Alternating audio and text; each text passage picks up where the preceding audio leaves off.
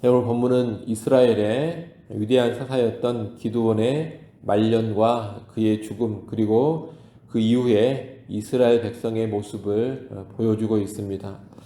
우리가 어제 본 것처럼 사사 기드온은 백성들이 자기 집안을 왕으로 세우려고 했을 때 멋지게 거절을 했습니다.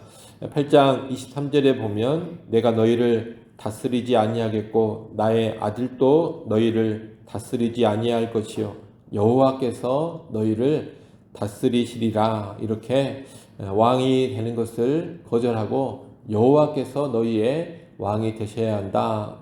그런 고백을 한 겁니다. 참으로 신앙적인 고백이었고 멋진 고백이었습니다. 그러나 우리가 어제도 봤습니다만 오늘 본문이 보여주는 기드온의 모습도 이 고백과 너무나 달랐습니다. 30절, 31절에 보면 기드온은 아내가 많았다 그럽니다. 많은 아내들을 통해서 70명의 아들들을 낳았습니다. 또 세겜에는 첩을 두고 그 첩을 통해서도 아들을 낳았습니다. 고대 근동에서 많은 아내들과 첩을 두고 수십 명의 자녀를 거느리는 것은 전형적인 왕들의 모습입니다. 기드온은 왕관만 쓰지 않았을 뿐이지 실제로는 왕이 누릴 수 있는 모든 호사와 쾌락을 다 누리면서 살았던 겁니다. 특히 충격적인 것은 세겜에 있는 첩이 낳은 아들의 이름입니다. 기드온은 그 아들의 이름을 아비멜렉이라고 지었습니다. 그런데 이 아비멜렉이라는 이름의 뜻이 무엇이냐? 나의 아버지는 왕이다. 이런 뜻입니다. 입으로는 하나님만이 왕이시다. 그렇게 고백을 해놓고서 자기 아들의 이름은 내 아버지는 왕이다. 이렇게 지은 것입니다.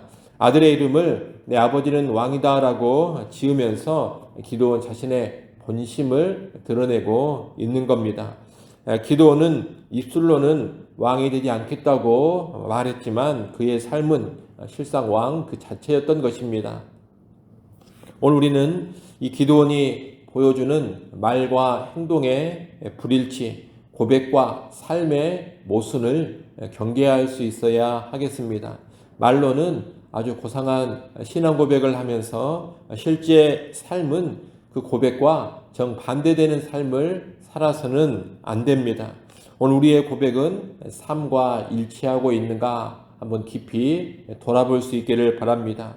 주일 예배를 드릴 때는 주님 뜻대로 살겠다고 고백을 하고 또 주님만이 내 삶의 왕이시다고 고백을 하면서도 세상으로 나가서는 순간순간 내 뜻대로 살고 내 삶의 주인이 내가 되어서 살아가고 있다면 그것이 실상 오늘 본문의 기드온의 모습과 다를 바가 없는 겁니다.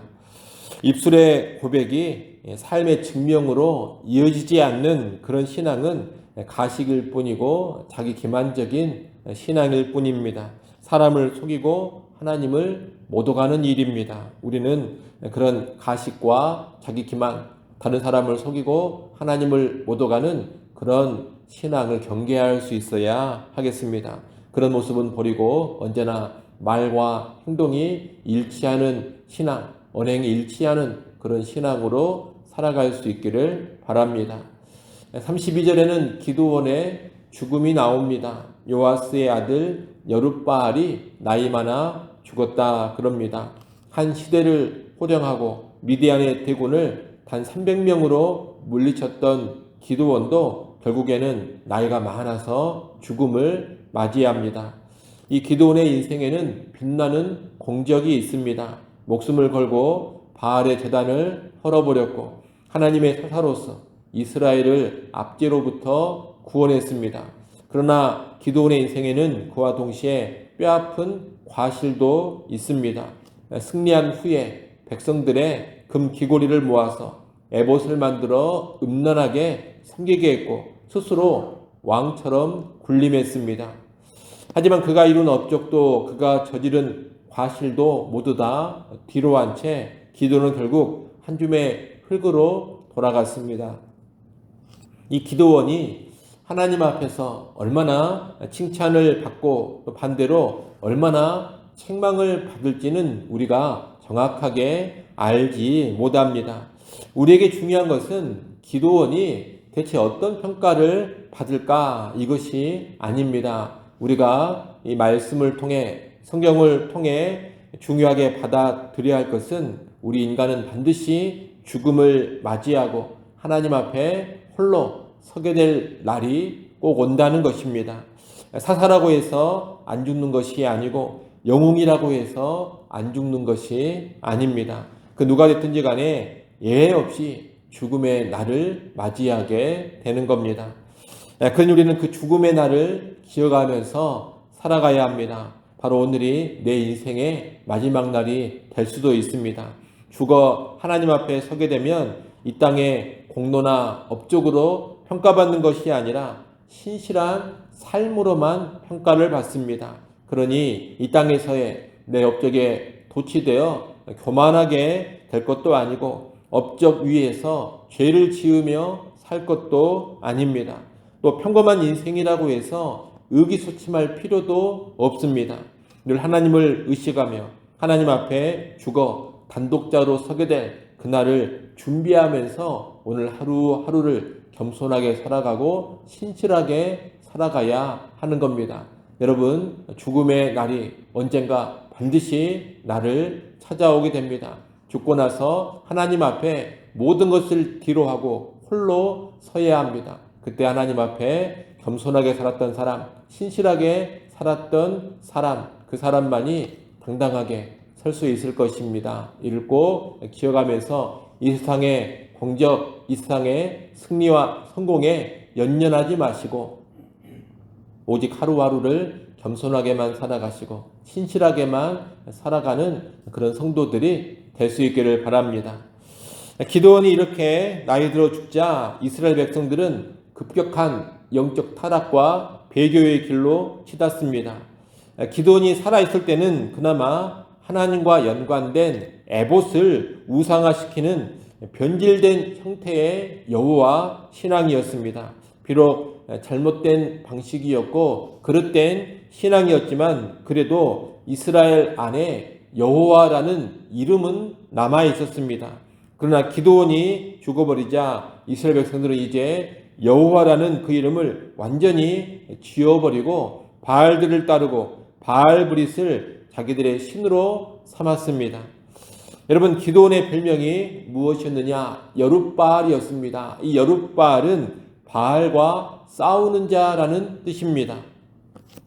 실제 이 기드온은 바알을 깨부수면서 사사로서의 사역을 시작했습니다. 그런데 이런 기드온이 죽어버리자 백성들은 다시 바알에게 가서 바알 앞에 무릎을 꿇고 있습니다. 결국 이 기드온의 싸움은 인간적인 관점에서 본다면 허무하게 원점으로 돌아가 버렸다, 그렇게 말할 수가 있겠습니다.